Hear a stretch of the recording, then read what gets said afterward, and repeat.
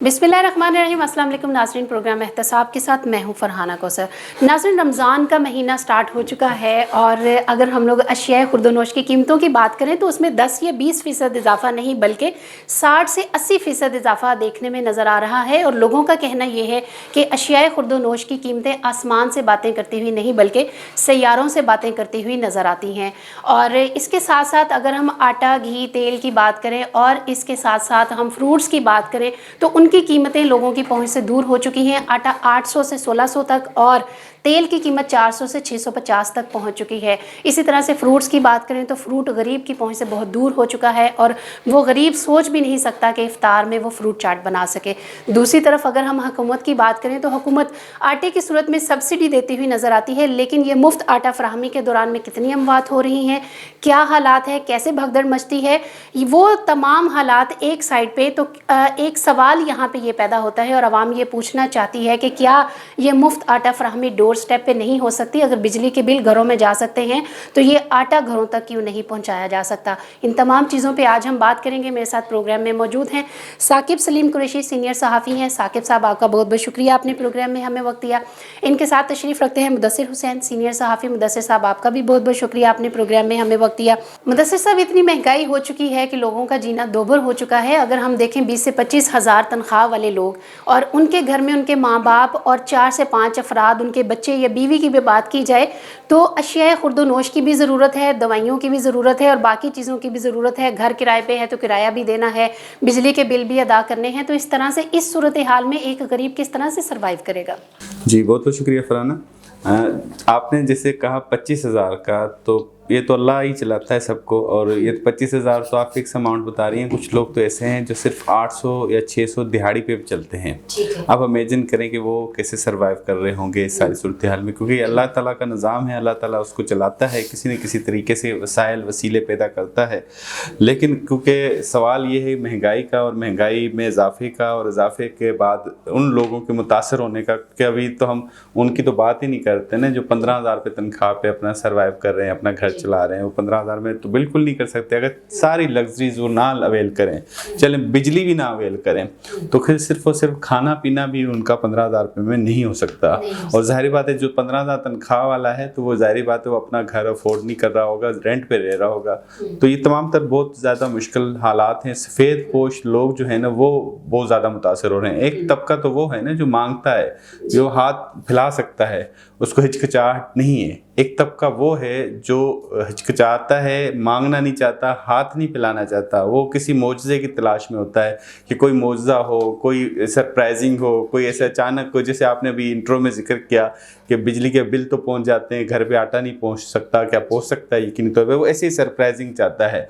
असूली तौर पे तो ये ऐसा चीज़ होनी चाहिए। हमारी बदकिस्मती ये है कि शुरू से लेके अब तक, चाहे बेनज़ीर इनकम सपोर्ट प्रोग्राम का ज़रिए हो तो लाइन लगा के, दर बदर करके, धिक्के मार के, ख़वातीन को बेइज्जत करके पुलिस वालों की जानिब से, उसके बाद भी उनसे 5,000, 3,000, 2,000 या 1,000 रुपये ले के उनको वो दिए जाते हैं जलील करके। उसके बाद अभी आटे का जिक्र छिड़ा है तो आटे का जिक्र उस पर तो आंखें नम होती हैं, बंदे का दिल दुखता है कि ये आटा है, सिर्फ एक रोटी है, उसके लिए आप इतना जलील करते हैं। इससे अच्छा आप सबको सब्सिडाइज एक इक्वल कर दे। हो सकता है उससे वो जो सफ़ेद पोश जो लोग हैं जिसकी मेजॉरिटी बहुत ज़्यादा है, ये तो लोग जो है ना इनकी मेजॉरिटी कम है, लेकिन सफ़ेद पोश लोगों की मेजॉरिटी बहुत ज़्यादा है। अगर 100 में से 80 गरीब है ना तो सफ़ेद पोश लोग 50% हैं। ये 30% लोग जो होंगे जो लाइनों में लगते हैं बहुत मजबूरी में, ये भी बहुत मजबूरी में, लेकिन 50% लोग ऐसे हैं जो लगना ही नहीं चाहते। हो सकता है मैं सफ़ेद पोश हूँ, मैं नहीं लगना चाहता हूँ, मैं अफोर्ड ना कर सकता हूँ, पर मैं नहीं लग सकता तनख्वाह के मारे तो इश्यूज़ की वजह से। इस तरह के काफ़ी सारे लोग होंगे जो लगना चाहते हैं पर नहीं लगते क्योंकि वहाँ पे हालात ऐसे हैं। क्यों इस तरह ऐसा का मैकेनिज़्म होना चाहिए गवर्नमेंट की जानिब से। ये है उसकी कारकर्दगी होनी चाहिए। गवर्नमेंट की कारकर्दगी ये नहीं है कि ऐलान कर दिया मुफ्त आटा, कारकर्दगी ये होनी चाहिए कि उसकी तरसील, उसका पहुँचने का तरीका, अंदाज़ ऐसा होना चाहिए कि जिससे लेने वाला भी خوش ہو اور دینے والے کو دل کو تسکین ہو کہ میں نے اچھے طریقے سے یہ چیز پہنچائی ہے. جی اچھا ثاقب صاحب، مدثر صاحب نے بات کی کہ پہلے تو غریب طبقہ متاثر ہوتا تھا، لیکن اب کہا یہ جا رہا ہے کہ خاص طور پہ سفید پوش طبقہ ان چیزوں سے زیادہ متاثر ہو رہا ہے. کل میری ایک بندے سے بات ہوئی، اس نے کہا کہ 25,000 میری تنخواہ ہے، 25,000 میں 300 کا روزانہ موٹر سائیکل میں پیٹرول ڈلواتا ہوں. آٹا جو آتا تھا 10 کلو کا وہ 800 کا آتا تھا، جو کہ ابھی 1600 کا ہو چکا ہے. گھر میں اس کے 6 سے 7 افراد موجود ہیں، اور اس کے ساتھ ساتھ آپ دیکھیں کہ اس نے تیل بھی پورا کرنا ہے، گھر کا کوکنگ آئل کی بات کر رہی ہوں، بجلی کے بلز بھی پورے کرنے ہیں، اور اس کے ساتھ اس نے باقی ادویات، بچوں کی تعلیم بھی پوری کرنی ہے. تو یہ ان تمام چیزوں کو یا ان لوگوں کو وہ سفید پوش طبقہ جو اس کا سب سے زیادہ متاثر ہوتا ہوا اسے نظر آ رہا ہے، اس کو کس طرح سے اس کرائسس سے نکالا جا سکتا ہے؟ سب سے پہلے تو بہت شکریہ فرحانہ، آپ نے اتنا اہم ایشو آج جو پاکستان کی اہم ضرورت ہے، کیونکہ اس کا ڈائریکٹ تعلق پاکستان کی اکانومی کے ساتھ ہے. انفلیشن اور زبان عام میں جسے ہم لفظ استعمال کرتے ہیں مہنگائی، افراط زر، بینکنگ زبان میں اگر دیکھیں تو یہ اس سب کو ذمہ دار پہلے تو سمجھنے کی ضرورت ہے کون. آج جب آپ کی میری بات ہو رہی ہے، جب آپ پروگرام کنڈکٹ کر رہی ہیں، تو پاکستان کی تاریخ کی یہ بدترین مہنگائی ہے جو آج 35% پہ پہنچی ہوئی ہے. آج سے 50 سال پہلے چلے جائیں آپ، 1974 میں یہ سلسلہ پیدا ہوا تھا جب جنگ کے بعد پاکستان کی تقسیم شروع ہوئی تھی، اور ہم نے دیکھا تھا کہ پاکستان 2 حصوں میں تقسیم ہوا تھا. تب یہ مہنگائی اس وقت 35% پر پہنچی ہوئی تھی، اور آج یہ ایک بار پھر 50 سال کے تقریباً لگ بھگ بعد پاکستان اس وقت اس دورائے پر ہے کہ آج پاکستان میں جو انفلیشن ریٹ ہے یہ 35% ہے. یعنی کہ جو فوڈ انفلیشن ہے وہ 45%، یعنی غذائی اشیاء 45% مہنگی ہو چکی ہیں، اور خرید و فروخت آپ کی 35% تک جا چکی ہے. اور پیچھے مت جائیں، 1 سال پیچھے چلے جائیں. آج اپریل کا مہینہ ہے، 2 تاریخ ہے، 3 تاریخ ہے، آپ کا پروگرام اس وقت چل رہا ہے. آج ہی سے 1 سال پیچھے چلے جائیں، سیم تاریخ کو، سیم ایئر 2022 میں پاکستان میں انفلیشن ریٹ 10% تھا. یہ 10% کو اچانک اگر 25% پلس ہوا ہے، ذمہ دار کون ہے؟ ذمہ دار یہ وہ حکومت ہے، وہ ٹولہ ہے، وہ نافذ العمل ٹولہ ہے جو پاکستان پر مسلط کیا گیا ہے. آپ نے آٹے کی بات کی ہے، آٹا تو پاکستان میں ایک غریب آدمی کی دسترس سے باہر ہے. تنخواہ آپ نے بتائی 25,000، یہ 25,000 تنخواہ نہیں ہے. جس طرح کی انفلیشن اور پاکستان میں جس طرح کی مہنگائی کا ریشو بڑھتا جا رہا ہے، روپیہ ڈی ویلیو ہوا ہے، اور ابھی تھوڑی دیر پہلے ڈالر کے پھر پرائسز بڑھے اور تقریباً 286 روپے پر ڈالر پہنچ گیا. تو پاکستان کی جو اپنی کرنسی ہے اس کی ویلیو کیا رہ گئی ہے؟ 25,000 روپے کا مطلب یہ ہے کہ وہ تنخواہ ہو گئی ہے 7,500 روپیہ. اتنا ڈکلائن آیا ہے. تو 7,500 روپے میں آپ نے خود ہی اپنے سوال میں جواب دے دیا. بتا کیسے مینج کرے گا؟ سرکاری اسپتالوں میں ادویات نہیں ہیں، ڈاکٹرز موجود نہیں ہیں، سرکاری اسکولوں میں پڑھائی نہیں ہے، ٹیچرز دستیاب نہیں ہیں، بازاروں میں سستے آٹا مہم کے نام پر تماشے ہو رہے ہیں، لوگ مر رہے ہیں. حکومت صرف مذمتی بیان کر رہی ہے، اور حکومت صرف اس وقت انتقامی کارروائیوں میں ملوث ہے. مجھے بتائیں، پارلیمان میں بڑے بڑے بل پیش ہو رہے ہیں، کبھی عدلیہ کے خلاف، کبھی افواج پاکستان کے لیے، کبھی کسی کے لیے. عوام کے لیے کس کا باپ بل پیش کرے گا؟ عوام کی بات کون سنے گا؟ نہ پی ٹی آئی نے کیا، نہ نون لیگ کر رہی ہے. پی ٹی آئی نے بھی کوئی بل پیش نہیں کیا عوام کے لیے، اور نون لیگ نے بھی نہیں کیا. مشترکہ اجلاس آپ نے بلایا اپنے مفادات کے لیے. کیا ضروری نہیں تھا کہ یہی اجلاس بلاتے اور پوچھتے کہ مہنگائی کیسے کم ہو سکتی ہے، پاکستان کی کرنسی کو کیسے مضبوط کرنا ہے؟ ان کے پاس ٹائم نہیں ہے. عمران خان اپنی مہم چلا رہے ہیں، زرداری اس وقت خاموش ہے. زرداری صاحب کہاں چلے گئے؟ انہیں کون سا سانپ سونگ گیا ہے؟ یہ وہی زرداری ہے جو مولانا فضل الرحمان کے ساتھ مہنگائی کا نعرہ مارتا تھا. آج زرداری غائب ہے. نواز شریف لندن میں بیٹھ کے ہمیں دھمکیاں لگا رہے کہ 500 روپے کا ڈالر ہو جائے گا. تمہارے باپ کا ڈالر ہے، تمہارے باپ کا یہ ملک ہے کہ تم تباہ کر کے باہر بیٹھے ہو. ان کی کسی کے پاس ضرورت نہیں ہے. غریب مر رہے ہیں. کچھ دن پہلے آپ نے دیکھا کہ آٹے کی تقسیم کے اوپر لوگ مر چکے ہیں. تو خدا کا خوف کریں، ان کی کنٹرول میں کچھ بھی نہیں ہے. اور ان سب کی ذمہ داری یہاں، آج میں ایک بات بڑی ذمہ داری سے کہہ رہا ہوں. آپ نے تو کہا نا گزارا کیسے ہوگا. یہاں قبر بھی خریدنا ممکن نہیں ہے، کفن خریدنا ممکن نہیں ہے. اب آپ کو آئندہ آنے والے دنوں میں جو غریب ہے، جو ہم جیسے لوگ ہیں، مجھے لگتا ہے کہ اب انہیں قبرستان میں جگہ نہیں ملے گی. وہ قبر بھی اتنی مہنگی ہو گئی ہے کہ سمندر میں ہمیں ڈالا جائے گا. بالکل. اچھا مدثر صاحب، آپ نے دیکھا ثاقب صاحب کا کہنا یہ ہے کہ ہر چیز مہنگی ہو چکی ہے، پہنچ سے دور جا چکی ہے. ہم قبر کی بات کریں، کفن کی بات کریں، بالکل. اور جو حقیقت ہے وہ بھی سب کے سامنے ہے. میڈیا پہ بھی ساری ویڈیوز وائرل ہوئی ہیں. یہ آٹا کے دوران آپ نے دیکھا، آٹا فراہمی کے دوران بہت ساری اموات ہوئیں. اور ابھی 3 دن پہلے آپ نے دیکھا ہوگا وہ کراچی والا سین، جب کسی مل میں زکوٰۃ کے پیسے لیتے ہوئے 2-2 ہزار روپے کی خاطر وہاں پہ درجنوں لوگ ان کی اموات ہوئیں اور بہت زیادہ زخمی ہوئے، ہاسپٹلز میں پہنچ گئے. ایمرجنسی نافذ کر دی گئی کراچی कराची में, तो ये हालात किस तरह से कंट्रोल होंगे? आपको पता है कि कल जब मैंने सर्वे किया तो लोगों का पॉइंट ऑफ व्यू क्या था? लोग ये कह रहे थे कि ये हुकूमत, ये कोई भी हुकूमत हमें नहीं चाहिए, ये चले जाएं अपने घरों में, हम खुद चला लेंगे, अपना मुल्क भी चला लेंगे और हम अपनी ज़रूरतें भी पूरी कर लेंगे। अब आप देखें कि ये सूरत हाल इख्तियार कर चुकी है अवाम के जज्बात की और मुल्की हालात की, तो ये हुकूमत क्या करने के लिए बैठी हुई है? क्यों ये मसले हल करने की कोशिश क्यों नहीं करती है? फरहाना साहब, एक तो साकिब साहब ने जो बात की इससे थोड़ा सा मैं इख्तिलाफ इसलिए करूँगा, मैं टेक्निकली उसकी वजाहत पेश करूँगा, मतलब हवा में इस तरह बात करना मुनासिब नहीं है, मैं चाहूँगा कि उसको टेक्निकली चीज़ों को डिस्कस करें। बात यह है कि ये महंगाई हुई क्यों है। हम चलें मान लेते हैं जो ये गवर्नमेंट कह रही है ना कि IMF की वजह से महंगाई हो रही है, IMF से हमें कर्ज नहीं मिल रहा, IMF प्रोग्राम में क्यों चले गए, ये सारी चीज़ें फैक्ट हैं, ठीक है। पेट्रोल की कीमत का बढ़ना, लिंक करना IMF के साथ, IMF से पैसे आएंगे, डॉलर्स आएंगे, तो पैसे हम डॉलर्स की मद में किसी को पे करेंगे तो हमें पेट्रोल मिलेगा, पेट्रोल वाफर मकदार में होगा तो प्राइसेस कम होंगी, जबकि इंटरनेशनल मार्केट में $65 बैरल पेट्रोल हो गया है। ये भी तस्लीम बात मानते हैं साकिब साहब ने जो बात की कि पिछले साल सूरत-ए-हाल ये थी, लेकिन अकॉर्डिंग टू IMF एग्रीमेंट पिछले साल जो उस वक्त जो वज़ीर आज़म थे इमरान खान साहब, उन्होंने जो एंड टाइम पे जो डिसऑन किया एग्रीमेंट, देखें आप भी पढ़ी लिखी हैं, साकिब साहब भी समझते हैं, हम भी समझते हैं कि एक एग्रीमेंट होता है जिसके अकॉर्डिंग टू पेमेंट्स दी जाती हैं, वो उसको डिसऑन करें या उसके बिल्कुल उल्ट चले जाएं तो वो पेमेंट्स में रुकावट आती हैं। अब हमें जिसका वसीला या जिस सोर्स के ज़रिए हमें पेमेंट मिलनी थी वो अकॉर्डिंग टू एग्रीमेंट हम पूरे नहीं कर सके तो वो हमें नहीं मिले, उसके बाद महंगाई हुई। एक चीज़ पर तो हम इत्तफाक करते हैं कि इस हुकूमत की मिसमैनेजमेंट है, जो वसाइल हैं उसके तहत वो उसको कवर नहीं कर पा रही, मिसमैनेजमेंट है, नाअहली है, ये इसको तस्लीम किया जाता है। लेकिन हकायक भी नज़रअंदाज नहीं किए जा सकते कि पिछले दौर में खान साहब भी कहते थे, हम नहीं कहते थे, खान साहब कहते थे मैं आलू टमाटर भाव के प्याज के कम करने नहीं आया, मैं इंटरनेशनल सतह पे सारी चीज़ों को देख रहा हूँ, ये मेरा काम नहीं है आलू प्याज। ये देखें, ये उसकी वर्डिंग है, हमारी साकिब साहब की, आपकी वर्डिंग नहीं है तो। लेकिन एक तरह से देखा जाए तो काम तो उनका यही था कि ऐसी पॉलिसीज बनाएं जिसके तहत फिर बाकी चीज़ें खुद ब खुद ठीक होती जाएं। डली ना, इसका फैक्टर ये है कि पहले जो होती थी ना गवर्नमेंट्स, चाहे 2008 से 13 तक PP की गवर्नमेंट, 13 से 18 तक नून की गवर्नमेंट, उस वक्त उनके ऊपर एक दबाव होता था, अवामी दबाव, कि हम जाएंगे, लोग हमें पता नहीं क्या कहेंगे। लेकिन ये जो बिगड़ा है ना निज़ाम, मैं आपको सच बताऊं, या इस गवर्नमेंट का या PTI गवर्नमेंट, ये 2018 के बाद बिगड़ा है, या ये लाडले हैं या 2018 वाले लाडले हैं। उनको जो लाड मिला ना, अवाम उनकी गोद में से निकल गई, नज़रअंदाज होगी। अब उनको पता है कि हम कैसे चल सकते हैं, उनको भी पता चला था 2018 से लेके जो खान साहब की, उनको पता था हमने कहाँ से चलना है, हमें अवाम से कोई लेना देना नहीं, इनको भी पता है कि हमसे अवाम से कोई लेना देना नहीं। तो फैक्ट आप ज़रूर समझें कि पिछली गवर्नमेंट्स जो थी इससे पहले 18 से पहले उनके ऊपर थोड़ा बहुत दबाव होता था, थोड़ा बहुत होता था अवाम का, कि अवाम में हमने जाएंगे कैसे, उस तरह से सब्सिडाइज चीज़ें देते थे, चाहे गवर्नमेंट को नुकसान भी क्यों ना हो, कहीं ना कहीं से सब्सिडाइज पूरा करते थे।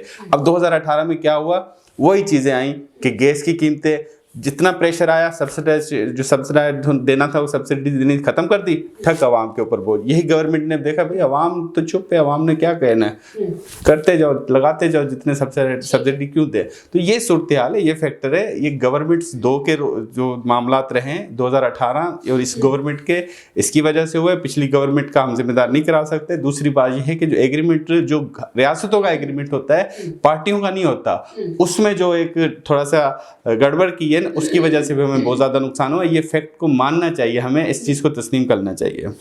अच्छा साकिब साहब, आपने देखा इन्होंने कहा कि दो गवर्नमेंट्स ऐसी गुजरी हैं, जैसा कि PTI की बात करें या फिर अभी मौजूदा हुकूमत की बात करें, तो इन दोनों के दरमियान में ज़्यादा बिगाड़ पैदा हुआ। चलें बिगाड़ पैदा हुआ, लेकिन उसको संवारने के लिए, उसको सुधारने के लिए इक़दामात भी किए जाते हैं। लेकिन मैं आपसे ये पूछना चाहूँगी, अगर हम PTI की बात करें या नून लीग की बात करें, जब भी IMF के पास ये हुकूमतें जाती हैं, IMF के साथ क्या एग्रीमेंट होता है, किन शराइत पे होता है, कभी उसको पब्लिक नहीं किया गया, कभी उसको डिस्क्लोज़ नहीं किया गया। इसकी क्या वजह है? अभी भी जो आपको पता है कि IMF के साथ जो मुआहदा हुआ है, उसके तहत कहा यह जा रहा है कि पाकिस्तान की हर चीज़ को गिरवी रख दिया गया है, यहाँ तक कि अवाम भी अब गिरवी रखी जा चुकी है, और कोई भी चीज़ ऐसी नहीं है जो हमारी अपनी हो। उसके बाद भी IMF कर्जा देने के लिए तैयार नहीं है। इस सूरत हाल को आप किस तरह से देख रहे हैं? سب سے پہلے تو میں آپ کو یہ بتانا چاہوں گا، اور چلے خبر دے دیتا ہوں کیونکہ مدثر صاحب نے ٹیکنیکل بنیادوں کی بات کی ہے اور میں حرف عام میں ہر چیز آسان لفظوں میں سمجھانے کی کوشش کرتا ہوں. میں آپ کو خبر دے دیتا ہوں، ایسا کوئی ڈرامہ نہیں ہے کہ آئی ایم ایف آپ کو پیسہ نہیں دے رہا، آئی ایم ایف نے آپ کا پیسہ روکا ہوا ہے. یہ سب کچھ اسحاق ڈار کی منشا پہ ہو رہا ہے، اور یہ میں آپ کو ذمہ داری سے بتا رہا ہوں. آپ بجٹ تک انتظار کریں، بجٹ تک آپ کو کوئی خبر نہیں آنے والی. آج یہ جو میں کہنے لگا ہوں اس کو اپنے پروگرام کا حصہ بنا لیں، اس کو ریکارڈ کا حصہ بنا لیں. بجٹ تک عوام کو کسی قسم کا ریلیف نہیں ملے گا، بجٹ تک آئی ایم ایف آپ کو پیسہ نہیں دے گا، کیونکہ یہ منشا ہے آپ کے موجودہ وزیر خزانہ ڈاکٹر اسحاق ڈار کی. میں ڈاکٹر اس لیے کہہ رہا ہوں کہ ماہر وزیر خزانہ، انہوں نے ڈاکٹرین کی ہے باجوہ کے ساتھ مل کر. بڑی ذمہ داری سے کہہ رہا ہوں، یہ پیسہ جیسے ہی بجٹ آپ یہ حکومت پیش کرے گی، اس بجٹ کے فوراً بعد یہ پہلے یہ ڈرامہ کریں گے کہ جی ہم نے بہت مشکل وقت میں بجٹ بنایا ہے، ہم نے بڑا کچھ کر دیا، ہم نے بڑا کچھ کھو دیا، بڑا وہ کر دیا. اور یہ پیسہ آئی ایم ایف آپ کو بجٹ کے ساتھ ریلیز کر دے گا، اور بجٹ کے بعد پاکستان میں عوام کو ریلیف دینے کے لیے حکومت یہ شو کرے گی کہ ہم نے بڑی مشکل سے بجٹ بنایا، اب ہم آپ کو ریلیف دینے لگے. اور یہ ریلیف اگلے سال تک پھر آنے والی حکومت پر لوڈ ڈالا جائے گا، چاہے جس کی حکومت آتی ہے. تو یہ بجٹ تک کا کھیل ہے، برداشت کرنا پڑے گا. اور میں ذمہ داری سے کہہ رہا ہوں اسحاق ڈار، اگر اس سے پہلے پاکستان کو آئی ایم ایف قرضہ دے دیتا ہے $1 بلین کا، تو یا تو میں صحافت چھوڑ دوں گا، یہ میں آپ کو خبر دے رہا ہوں، یا پھر یہ موجودہ حکومت اپنا سامان لپیٹ کے گھر چلے جائے. نہیں دے گا آئی ایم ایف، نہیں دے گا کا حصہ ہے، آئی ایم ایف نہیں دے گا قرضہ. خبر دے رہا ہوں، ٹھیک ہے، خبر پہ کھڑا ہوں. اب آ جائیں دوسری بات کے اوپر. دیکھیں اب سوال یہ ہے کہ مدثر صاحب نے کہا کہ جی یہ 2018 سے شروع ہوا. بھائی پاکستان کی تاریخ اگر اٹھا کے ہم دیکھیں، ہم پڑھیں، پاکستان جب سے آزاد ہوا ہے تب سے ہی آپ قرضے میں ہیں. کوئی وقت ایسا نہیں ہے پاکستان میں انڈسٹریز نہیں چل رہی ہیں. آپ کے صنعت کار اٹھ کے بنگلہ دیش چلے گئے، آپ کے صنعت کار اٹھ کے چائنا چلے گئے. یہاں پاکستان میں کام کیا ہو رہا ہے جب آپ کی میں اس لیے کہہ رہا ہوں کہ بگاڑ 18 سے لے کے عوام کی دلچسپی سیاسی پارٹیوں میں ختم ہو گئی ہے. دیکھیں مدثر صاحب، آپ نے اگر بگاڑ کی بات کی ہے، آپ نے بالکل صحیح کہا. آپ نے اگر بگاڑ پیدا ہونے کی بات کی ہے تو ابھی موجودہ حکومت کو یہ چاہیے تھا کہ جو 2018 میں بگاڑ پیدا ہو چکا تھا اس کو درست کرنے کی کوشش کرتے، لیکن انہوں نے کوئی کوشش نہیں کی. 18 والوں نے بگاڑ پیدا کیا تھا، اس والوں نے وہی بگاڑ. تو مینجمنٹ کدھر گئی نا؟ شہباز شریف کے بارے میں تو کہا جاتا تھا یہ بہت اچھا ایڈمنسٹریٹر ہے. ایڈمنسٹریٹر کیا ہے؟ کیا انہوں نے ایڈمنسٹریشن کی ہے؟ کیا انہوں نے مینجمنٹ کی ہے؟ شہباز شریف کی بات کر رہی ہیں؟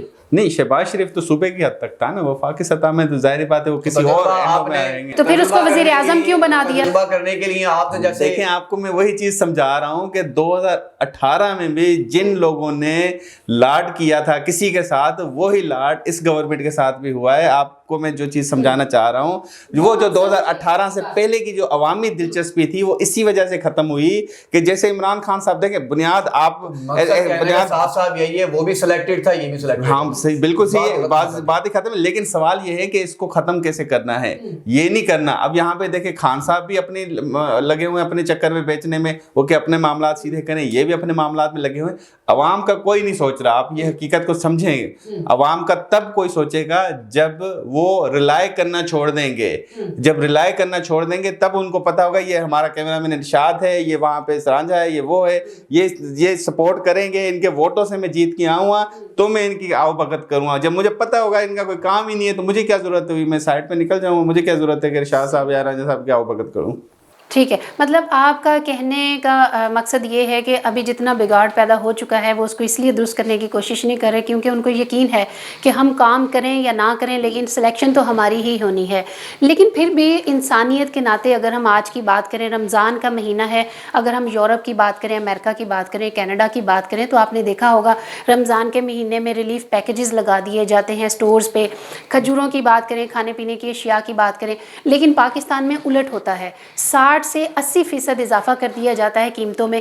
تو میں صرف یہ پوچھنا چاہتی ہوں کہ ہماری حکومت کی جو پرائز کنٹرول کمیٹیاں ہیں وہ کیا کر رہی ہیں؟ کیا وہ وزٹ کرتی ہیں؟ اور اگر وہ وزٹ کرتی ہیں تو سننے میں یہ آیا ہے کہ وزٹ کرنے کے دوران شاپ کیپرز ان کو پیسے دے دیتے ہیں اور اس کے بعد کیا ہوتا ہے کہ ان کی اپنی من مرضی کے جو پرائز ہوتے ہیں چیزوں کی، جو اشیاء خرد و نوش ہیں، ان کی جو قیمتیں انہوں نے مقرر کی ہوئی ہیں ان کو اوکے کر کے وہ کمیٹیاں واپس آ جاتی ہیں. اس بگاڑ کو کیسے درست کیا جائے گا؟ میں بات بتاؤں، آپ आपने कमेटियों की लिस्ट देखी है एतवार बाजार में लगी हुई, उसमें सेब 300 रुपए किलो लिखे हुए, बेच भी 300 ही रहे हैं, मतलब वो ऑलरेडी पहले इंक्रीज है, कमेटियों की तरफ से दी हुई कीमत ही पहले ज्यादा है। इसमें असल में रोल जो है ना मिडल मैन का है। अब केला है ना, अब सड़ रहा होगा, आप 20वें रोजे के बाद देखेंगे यही केला आपको 100 रुपए दर्जन मिलेगा, मिडल मैन ने स्टोर करके, वो कहते हैं सारे लूट खा रहे हैं तो जरा हम भी लूट लें, हम भी अब देखें वापस आ रहा है। पहले रोजे पे ये केला 600 रुपए दर्जन था, 600 से आके 400 रुपए पे आया, कल 400 पे था, ठीक है। अब आप 20वें रोजे के बाद देखिएगा, मैं आपको गारंटी देता हूँ कि ये 100 रुपए दर्जन बिक रहा होगा। सेब भी वही सूरत हाल होगी, 150 रुपए किलो वाला हिसाब किताब होगा, सारी कहानी आपके सामने होगी। असल रोल मिडल मैन का भी है, मिडल मैन, लेकिन ये है वो कम खाता है, मिडल मैन जो है ना, हराम जो है ना, वो बहुत कम खाता है वो भी, वो कहता है बड़े बड़े ज्यादा खाते हैं, हम जरा थोड़ा थोड़ा खाएं, खाता है वो, स्टोरेज करता है, फ्रूट में स्टोरेज करता है। प्याज देखें 1400 से आगे 600 पे आ गया, ये अब ईद पे ये बढ़ जाएंगे, प्याज टमाटर ये चीजें बढ़ जाएंगी, लेकिन फ्रूट कम हो जाएगा। तो असल किरदार मिडल मैन का भी है। कमेटियों का तो रोल शुरू से ही नहीं रहा ना, कमेटियों का तो वो जस्ट ब्राय नाम ही है। तो फिर उनको रखा क्यों हुआ है, किस चीज की तनख्वाहें क्यों देते हैं, फिर उनको खत्म कर देना, कमेटियां खत्म कर दें। इसमें गेम अवाम कर सकती है। मिसाल जिस चीज, हमारी बदकिस्मती है पाकिस्तानी अवाम की कि जिस चीज की कीमत बढ़ जाए ना, माचिस की कीमत बढ़ा दो ना, आप लेना शुरू कर देंगे, नमक बढ़ा दो कि आप लेना शुरू कर देंगे, वो जैसे लेना शुरू करेंगे जी जी बिल्कुल, वो नफसियाती तौर पे खेलते हैं इनके साथ। यहाँ पे आप चीजों को, जो चीज महंगी हो जाए लेना छोड़ देना। आप यकीन करें, लोग जखीरा, ये चीजें जखीरा तो नहीं हो सकती, नहीं फ्रूट इतना ज्यादा जखीरा नहीं हो सकता, नहीं कर, उसको ना लें, आप देखें ऑटोमेटिक चीजें वापस आ जाएगी। अच्छा साकिब साहब, कल मेरी एक बंदे से बात हुई, उसने कहा कि हम अपनी ज़मीन पे गंदम उगाते हैं और पिछले साल अप्रैल में मैंने गंदम 700 रुपये मन के हिसाब से बेची, और इस साल वही गंदम 7,500 रुपये मन पे बिक रही है। और अगर हम हुकूमत की सब्सिडी की बात करें, जो इन्होंने आवाम को रिलीफ पैकेज देने की कोशिश की फ्री आटा की सूरत में, इन्होंने 60 अरब के करीब कौमी ख़जाने से पैसे लेके उन लोगों को अदा किए, और वही गंदम जो पिछले साल 700 मन में ख़रीदी थी, आज 7,500 में इन्होंने हुकूमत ने ख़रीदी और उसका आटा बना के आवाम को रिलीफ पैकेज दिया जा रहा है। आप मुझे ये बताएं, क्या इस तरह इस हुकूमत को करना चाहिए था कि आप कौमी ख़जाने से आवाम का पैसा इस तरह से आप ख़र्च कर रहे हैं जिसकी ज़रूरत भी नहीं थी? आवाम कर रही थी ना काम, अपना ज़रूरत पूरी कर रही थी। ये जो आप मुफ्त में आटा दे रहे हैं और ये आटा खाने के बाद भी आवाम बीमार हो रही है, गली सड़ी गंदम है, काली है, फंगस लगी हुई है, ख़राब है, एक्सपायर हो चुकी है, तो आपने 60 अरब रुपए इस गंदम पे लगा दिए। देखिए फरहाना, मैं बार बार एक बात कहता हूँ, क्योंकि जर्नलिज्म जब आप करते हैं तो आपको तमाम चीज़ों से बहुत सख्त गुजरना पड़ता है, हालात से। आपकी जो सियासत है ना, पाकिस्तान की जो सियासत है, ये सिर्फ शहबाज शरीफ के रायबंड महल से, नवाज शरीफ के रायबंड महल से, या लंदन में मौजूद उस एवन फील्ड से शुरू होती है और इस्लामाबाद में आके ख़त्म हो जाती है। ठीक इसी तरह हुकूमत की महदूद लिमिटेशंस भी यही हैं। इसके इर्द गिर्द जो इदारे थे, मैं लफ्ज़ इस्तेमाल कर रहा हूँ जिम्मेदारी से, इदारे थे, वो इदारे अब सिर्फ तनख्वाहों तक महदूद हैं, जिनको तनख्वाहें मिल रही हैं, जो ठंडी ठाठ हवाओं में एसीज में बैठे हुए हैं, बड़ी बड़ी गाड़ियों में घूम रहे हैं। आपने इससे पहले मजिस्ट्रेट लेवल की बात की, कमेटीज की बात की, उसका जवाब भी मैं आपको देना चाहूंगा। लेकिन यहाँ पर जो इदारे हैं ना, ये सो रहे हैं, गफलत की नींद सो रहे हैं, इनको सुला दिया गया है, इन्हें ऐसी भंग दी गई है, आप सोते रहें। अब मैं उन इदारों का नाम ले रहा हूँ, सबसे पहले आप आ जाए, क्योंकि आपने गंदम की बात की है। पाकिस्तान में जो ये कमोडिटीज हैं, इसका चेक एंड कंट्रोल और इसकी डिमांड एंड सप्लाई पे काम करने का काम है TDAP के, टडाप का, ठीक है, जिसका काम है कि पाकिस्तान की कुल आबादी का तखमीना लगाकर मुल्क के ज़राई इलाकों में जाकर वो तमाम स्टॉक जमा करती है। उसी तरह कितनी जरूरत कम है वो इंपोर्ट करती है, और कितनी कम ज्यादा है उसको एक्सपोर्ट करते हैं। ये इनका काम है। ये काम है एग्रीकल्चर डिपार्टमेंट का, ये काम है BCX का, ये काम है CPI का। ये इदारे कहाँ हैं भाई? कभी सुना है आपने? ये सारे भंग पी के सो रहे हैं। वो किधर है सारे टीवी के मालकान और टीवी के डायरेक्टर, न्यूज और रिपोर्टर्स? मैं उनसे पूछ रहा हूँ, कहाँ है रिपोर्टिंग? इन इदारों को कौन जगाएगा? क्यों वक्त पर नहीं बताया गया कि गंदम का वाफिर मिकदार मौजूद नहीं है, किल्लत आने वाली है, महंगाई होगी? क्यों गंदम यहाँ से अफगानिस्तान भेजी गई? कौन जिम्मेदार है? क्या बॉर्डर पे खड़ा फौजी, उसकी जिम्मेदारी सिर्फ इतनी रह गई है कि यहाँ पे जो उसके सीनियर अफसरान है वो यहाँ बैठ कर हुकूमतों का फैसला करे? जैसे मुदस्सिर साहब ने कहा कि 2018 में उनको लाया गया, फिर 2022 में उनको लाया गया। भाई ये लाने वाले लोग वहां बॉर्डर पे क्यों आंख बंद करके बैठे हुए? किसकी गफलत की वजह से सारा मटेरियल बाहर जा रहा है? अब जो आपने कमेटीज की बात की है, मुझे बताएं ना, ये AC जो है, जो بڑی کچھ لوگ ایسے ہیں جو بڑی محنت کے ساتھ کے کچھ ایسے ہیں جو میرٹ کے برخلاف آگے بیٹھے ہیں. یار ان سے جا کے آپ ملے تو صحیح دفاتر میں, ان کے نخرے نہیں نیچے آتے صاحب بہادروں کے, وہ ان کا ایٹیٹیوڈ نہیں ختم ہوتا جب تک وہ 4 بندے لے کے نہ جائیں. آپ کن پہ آپریشن کر رہے ہیں؟ جو دکاندار ہے.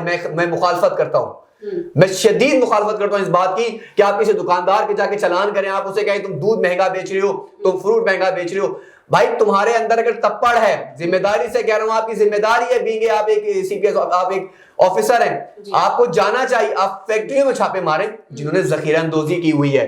آپ جائیں, جیسے مدثر صاحب نے کہا, مڈل مین کے پاس جائیں, ان سے جا کے پوچھیں بھائی آپ سی ایس ایس آفیسر ہیں, آپ کو پتا ہونا چاہیے کہ یہ پیچھے سے جب ایک چیز ذخیرہ ہو کے مہنگی آ رہی ہے تو ریٹیل میں سستی کیسے پابند کروا سکتے ہیں. یا تو اپنے دستخط کے اندر آپ وہ پاور پیدا کریں کہ آپ فیکٹری اور کارخانوں میں گھس کے اس مالکان کو جرمانہ کریں کہ تم نے, حکومت یہ ریٹ دے رہی ہے, آپ اس ریٹ پر بنائیں نہ بنائیں, آپ آگے جا کے اس میں سبسڈی فراہم کریں. ریٹیلر کو آپ کیا نقصان پہنچائیں گے؟ کیا اس کے بال بچے نہیں ہیں, اس کے ماں باپ نہیں ہیں, اس کے بہن بھائی نہیں ہیں, اس کی ذمہ داریاں نہیں ہیں؟ کیا وہ بجلی امریکہ سے لے کر آ رہا ہے؟ کیا وہ گیس افغانستان سے لے کر آ رہا ہے؟ کیا وہ لیبر جو ہے وہ ڈالرز میں پے کر رہا ہے؟ یہ غلط ہے.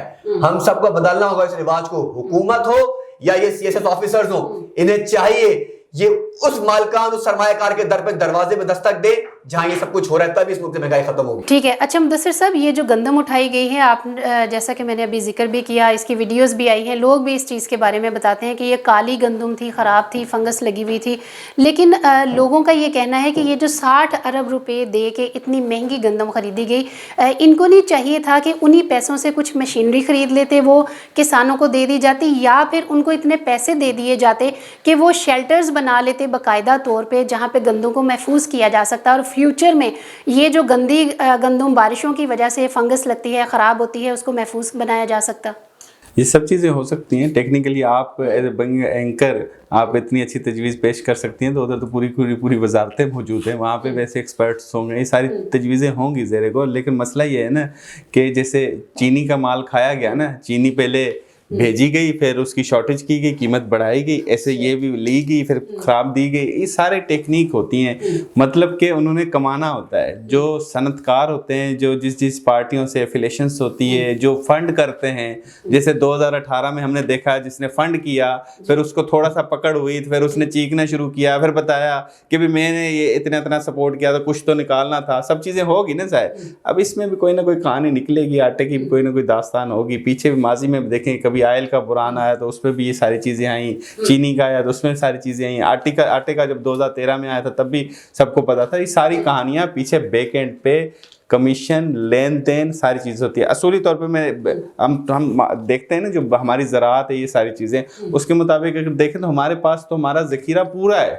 اگر ہمارے پاس دیکھیں تو تیل, گیس, پیٹرول جتنا ہم چاہیں تو استعمال کر سکتے. پورا ہے. کیسے پورا ہے کہ اگر ہم بیوروکریٹس اور بڑے اخراجات پیٹرول گاڑیوں میں ساتھ کم کر دیں تو ہمارے پاس جو نکلتا ہے اس میں ہم گزارا کر سکتے ہیں. لیکن نہیں ہوتا. ہم آٹا, چینی ہے, ساری چیزیں ہمارے پاس, زراعت اتنی مضبوط ہے, اس کو تھوڑا سا اور ڈیجیٹلائز کر دیا جائے تو ہمارے پاس اتنا اور ایکسٹرا ہوگا کہ ہم باہر بھیجنے جیسے ہوں گے. یہ ساری تجویزیں ہو سکتی ہیں, سب کو پتہ ہے, سب سیانے ہیں, سب منہ سے کھاتے ہیں, سب کو پتہ ہے. لیکن مسئلہ یہ ہے کہ انہوں نے کسی اور طریقے سے بھی تو کھانا ہے نا, وہ بھی نظام چلانا ہے.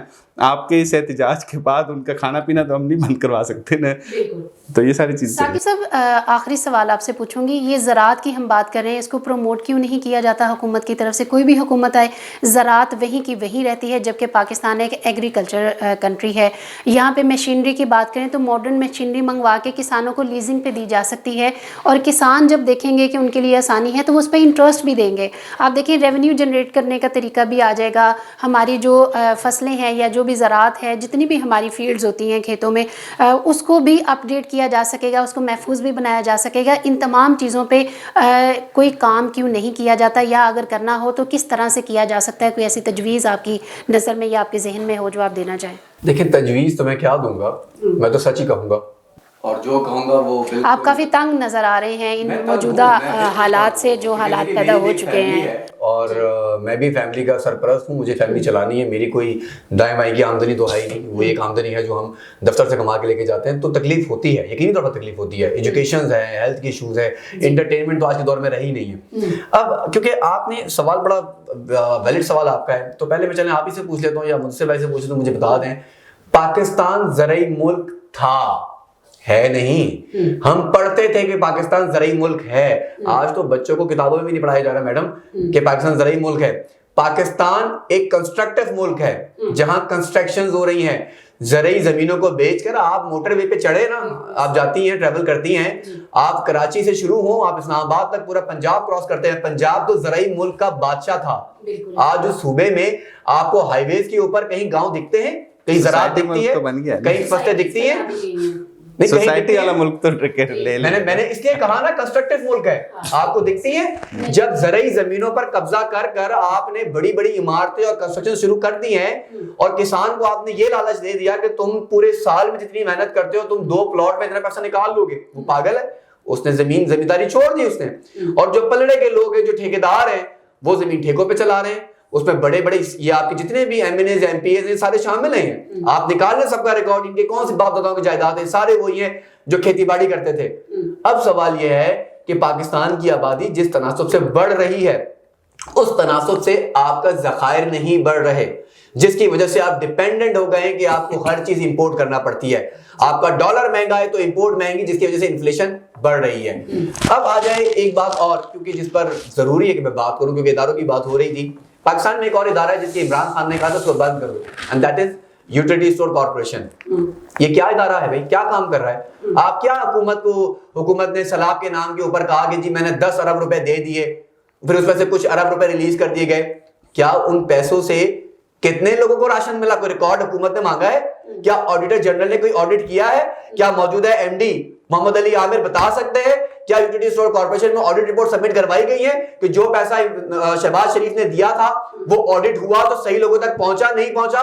ٹرانسپورٹیشن کے بعد میں جو پیسہ جیب میں ڈالا گیا اس کا حساب کتاب کون دے گا؟ کرنے والا ادھر نہیں رہے گا نا, پھر آڈٹ کرنے والا ادھر نہیں رہے گا. جیسے آپ سٹوری بریک کرنے کے بعد آپ کو بڑی مشکلات کا سامنا کرنا پڑا تھا, آپ بڑی اچھی طرح سے ان چیزوں کو جانتے ہیں. میں تو آپ بھی سوال کر رہا ہوں, ابھی رمضان کے اندر انہوں نے یوٹیلیٹی اسٹور کارپوریشن کو پیکیجز کا اعلان کیے ہیں نا جی, اس کا کام ہے ریلیف دینا.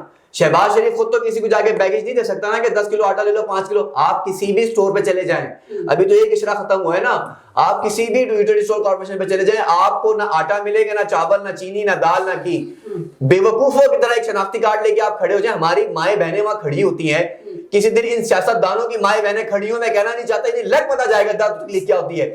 پیسے دے کر بھی ہم بھکاری ہیں اور پیسے دے کر بھی ہم بھکاری بن کر ہیں. تو تمہیں شرم آنی چاہیے. یہ پاکستان ہمارا ملک ہے اور ہم نے بچانا ہے, اور یہ اسی وقت بچے گا جب یہ افواج پاکستان کے وہ لوگ, وہ کارندے, وہ سربراہ جو حکومت بنانے کے لیے اپنا کردار ادا کرتے ہیں, سلیکٹڈ لوگوں کو لا کر پر مسلط کرتے ہیں اور پھر خود بعد میں ریٹائرڈ ہو کے ملک سے باہر چلے جاتے ہیں. ٹھیک ہے مدثر صاحب, آپ اس پہ کچھ رسپونڈ کرنا چاہیں گے اسی سوال پہ, پھر ہم کلوزنگ کی طرف بڑھیں گے. جی بالکل, ثاقب صاحب نے صحیح کہا کہ یقینی طور پہ جو مین فیکٹرز ہیں ان کو اس پہ سزا ضرور دینی چاہیے, جس کی وجہ سے یہ بنیادی فال ہوا ہے. چاہے 2018 کا جو میرا اپنا پوائنٹ ہے اس کے مطابق جن نے بھی جو بھی ہیں, چاہے وہ ریٹائر ہو گئے ہیں, جو بھی ہیں, جن کی وجہ سے یہ بگاڑ ہوا ہے. ریٹائر ہو کے کیوں چلے گئے؟ پھر پاکستان میں رہتے ہیں نا, پھر مقابلہ کرتے ہیں نا, اس مہنگائی کا سامنا کرتے ہیں, لگتے ہیں کسی کے پاس گارڈ کی نوکری کرتے ہیں نا. جب ایک چھوٹا فوجی, ایک چھوٹا کانسٹیبل فوجی, ایک ہیڈ مارر, جب وہ ریٹائر ہوتا ہے, سپاہی ریٹائر ہوتا ہے, وہ یہاں گارڈ کی نوکری کرتا ہے. آپ ریٹائر ہو کے برطانیہ اور دوسرے کے ملکوں میں چلے جاتے ہیں. بات ہونی چاہیے کہ